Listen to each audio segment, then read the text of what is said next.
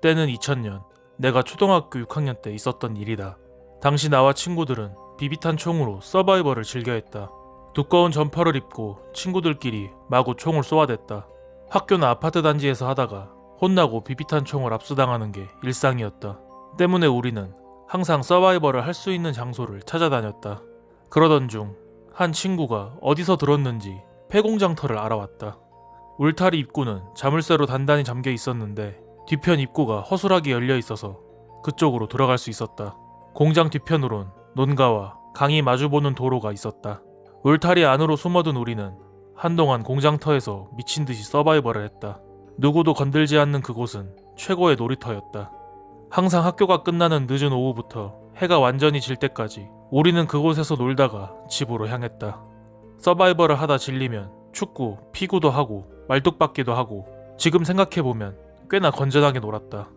애들이 많아서 그런지 해가 져도 무서운 느낌은 들지 않았다. 다만 집에 가는 저녁 무렵 이 건물로 들어오는 큰 트럭을 보았다는 친구가 꼭 한 명씩은 있었다. 나와 또 한 명의 친구만 빼고 모두 그 트럭을 봤다고 했다. 우리 둘은 애들이 겁주려고 그런다며 웃어 넘겼다. 그러던 어느 날 친구들 중 집이 매우 잘 사는 친구가 있었는데 그놈이 새로운 총을 가지고 왔다. 전동 기관총이었다. 총알이 막 쏟아져 나오는데 세기도 너무나 강했다. 사거리나 강도나 우리가 가지고 있는 어떠한 총과 비교해도 압도적이었다. 몇 날 며칠을 서바이벌을 한 결과 우리가 느낀 건 이 부잣집 녀석은 도무지 못 이긴다는 것이었다. 친구들도 격차를 느끼고 같이 팀이 되거나 아니면 안 하고 싶어하는 눈치였다. 그때는 그 고가의 기관총이 너무도 부러웠다. 그러던 어느 날 한 녀석이 제안을 했다. 부잣집 친구와 5대1로 싸워보자는 것이었다. 부잣집 친구는 기세가 등등해서 덤벼보라며 흔쾌히 수락했다. 부잣집 친구는 30초 카운트를 했고 우리는 재빨리 흩어져서 자리를 잡았다. 30초 뒤 기관총을 들고 그 친구는 우리를 찾아 나섰다. 그런데 이 친구가 우리를 찾다가 갑자기 돌발 행동을 했다. 왜 거기에 있냐는 혼잣말을 하면서 폐공장 안으로 들어가 버린 것이었다. 당시 서바이벌 멤버들에겐 룰이 있었는데 폐공장 건물 안에는 들어가지 않는 것이었다. 공장 건물 안은 구조가 복잡하고 어두워서 매우 위험했다. 물론 처음에는 건물 안에도 들어가 놀았는데 한 친구가 유리에 손바닥이 찢어지는 사고를 당한 이후 이런 규칙을 정했다. 우리는 아무리 이기고 싶어도 이 규칙만은 절대 어기지 말자고 약속했었다. 물론 부잣집 친구도 잘 알고 있는 규칙이었다. 부잣집 친구가 건물에 들어가는 걸 목격한 나와 친구들은 당황했다. 한 친구는 밖에 나오라는 듯 문에다가 비비탄을 쐈다. 그럼에도 부잣집 친구는 나오지 않았다. 곧 해가 지고 집에 갈 시간이라 우리는 바로 부잣집 친구의 이름을 불렀다. 하지만 우리가 아무리 밖에서 불러도 대꾸가 없었다.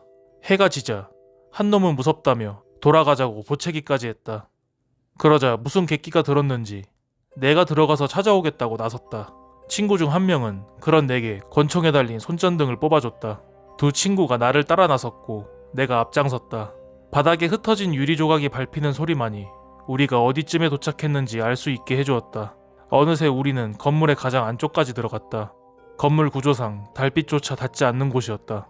이상하게도 귀뚜라미 우는 소리나 쥐 소리조차 들리지 않았다. 그야말로 우리가 밟는 유리 소리가 전부였다. 그런데 멀리선가 소리가 들려왔다. 안 내면 술래. 가위바위보. 가위바위보. 야, 네가 또 술래다. 30초 세라. 30, 29, 28.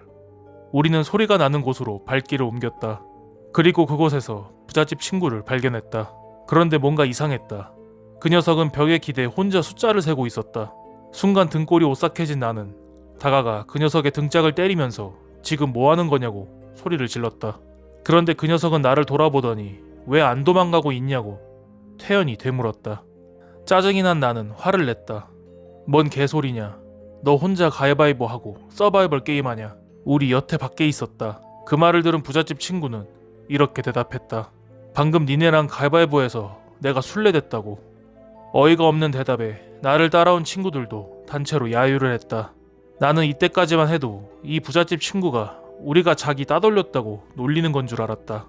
뭐 이제 친구놈도 찾았겠다. 우리는 건물을 나가기 위해 발길을 옮겼다. 2층의 베란다 같은 발코니를 지날 무렵 갑자기 친구 한 놈이 기겁을 하며 내 옷깃을 붙잡았다. 친구는 트럭이 들어온다며 밖을 가리켰다. 정말이었다. 큰 화물 트럭이 공장 입구로 들어서고 있었다. 트럭은 공장 주차장에 정차하더니 시동을 껐다.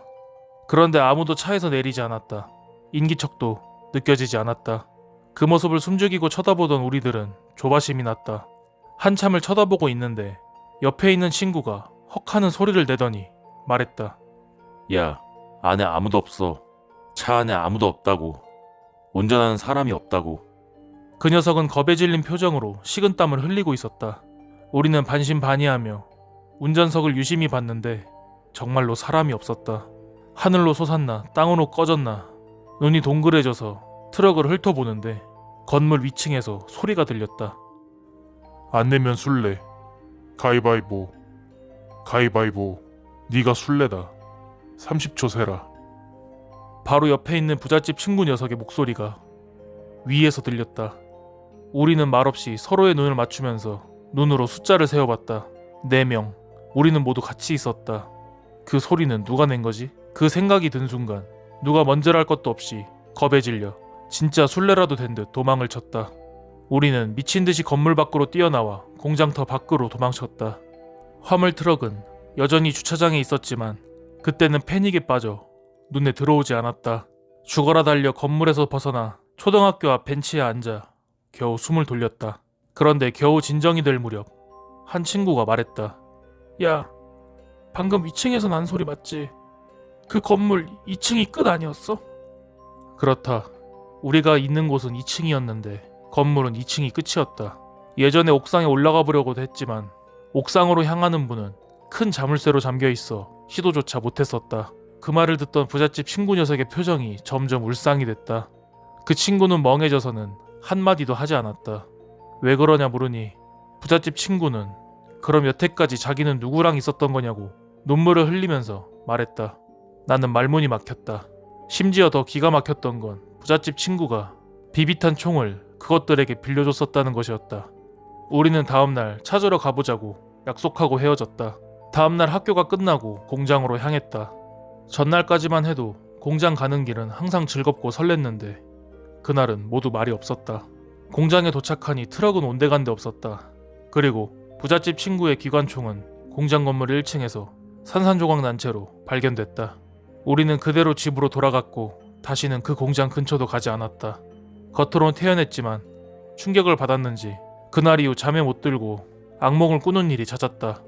원래 목류병까지 앓았던 나였기에 고통은 더 심했다. 현재는 그때 친구였던 녀석들 중 2명만 연락을 하고 있다. 벌써 20년이 지난 일인데 여전히 우리들 사이에서 술자리 안주거리로 가장 좋은 소재다. 술 한잔 하면서 이야기하면 여전히 소름이 돋을 정도로 생생히 기억난다. 친구 중 하나는 너무 나쁜 기억이라며 더는 이야기하지 말자고 한다. 지금 생각해봐도 트럭과 그 가위바위보 소리는 원인을 알 수 없는 미스테리다. 현재 그 공장은 고물상으로 바뀌었고 건물도 허물어지고 고철만 쌓여 있다.